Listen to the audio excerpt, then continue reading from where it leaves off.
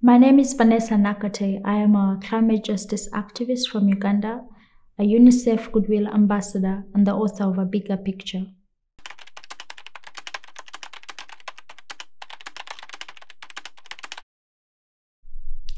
Well, advocating for climate justice is very important to me because in 2018, I got to learn and understand how the climate crisis was impacting the lives of the people in my country, Uganda.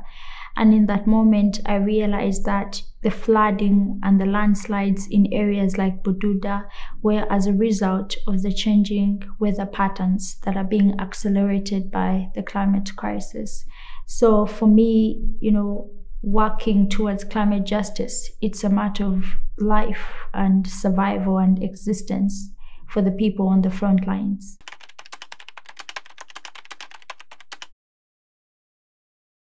Well, as a UNICEF Goodwill Ambassador, I really hope to use this role and this platform to talk about the stories and experiences of different children across the world. We know that children are on the front lines of the climate crisis. They are the most vulnerable. So for me, using this platform, having this role, is just to remind everyone and to create awareness and to just let people know that the climate crisis is a child rights crisis.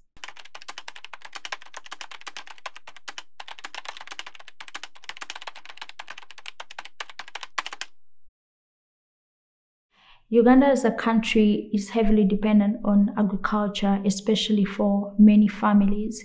I remember when I was about to start my journey of activism, speaking to my uncle and asking him if he has seen changes, in the weather patterns from when he was younger and right now. That was in either end of 2018 or beginning of 2019. And he told me that he had noticed the changes because he's a farmer as well. And he realized that the climate was changing and this was affecting the weather patterns, making it hard for farmers to know when to grow food, when the harvest would come. My mom is also a farmer because we have a farm in a village, and she has also constantly talked about how, the crops are drying out because of the intensity of the dry seasons.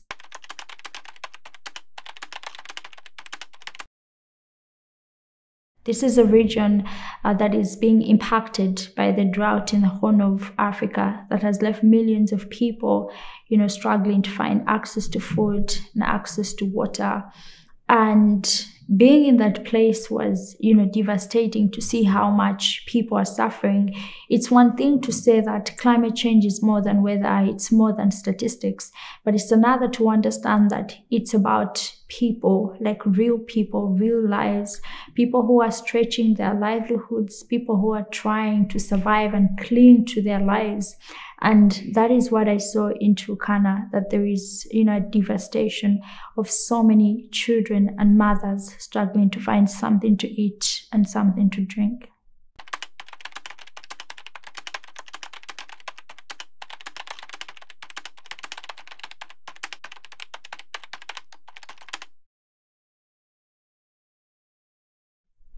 Well, first of all, I think that it's really powerful how we all bring different perspectives in the movement and different stories and different experiences.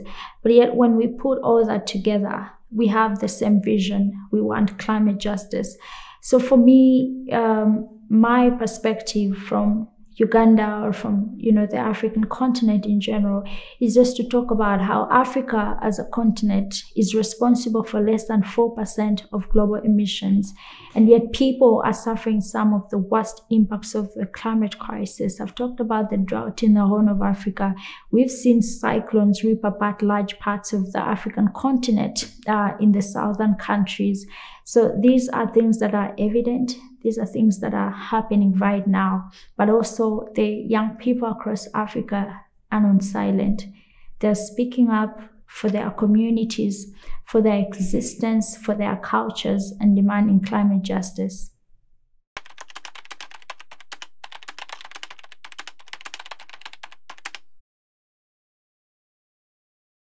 I think that young people bring the truth, the very hard truth, and they bring the story that many people are scared to tell, because we can kind of just ignore the climate crisis and live like nothing is happening.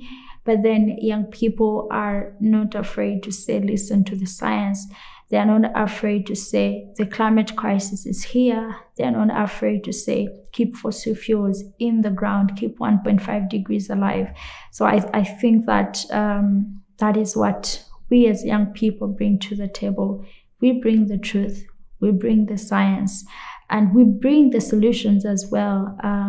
There are many young people, I believe, across Africa that are running different projects to support their communities on the grassroots level. I can talk about a project that I started in 2019. It involves the installation of solar panels and eco-friendly cook stoves in schools in Uganda.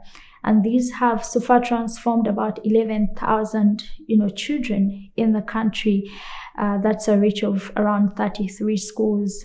But this is just one of many projects that are, being carried out by different young people.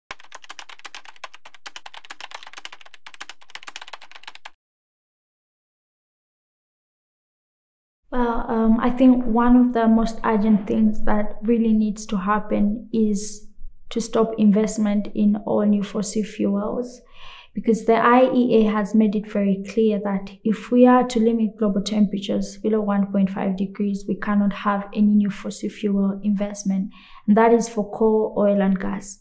The UN Secretary General as well, Antonio Guterres, has, at the World Economic Forum, he told leaders that the business models of fossil fuel companies are inconsistent with human survival. So we have, it's very clear what the science is saying, what the people are saying. We can't have any new fossil fuel investment. And we need like a massive transition to renewable energy while addressing the energy poverty in, most of the countries across Africa, across the global south.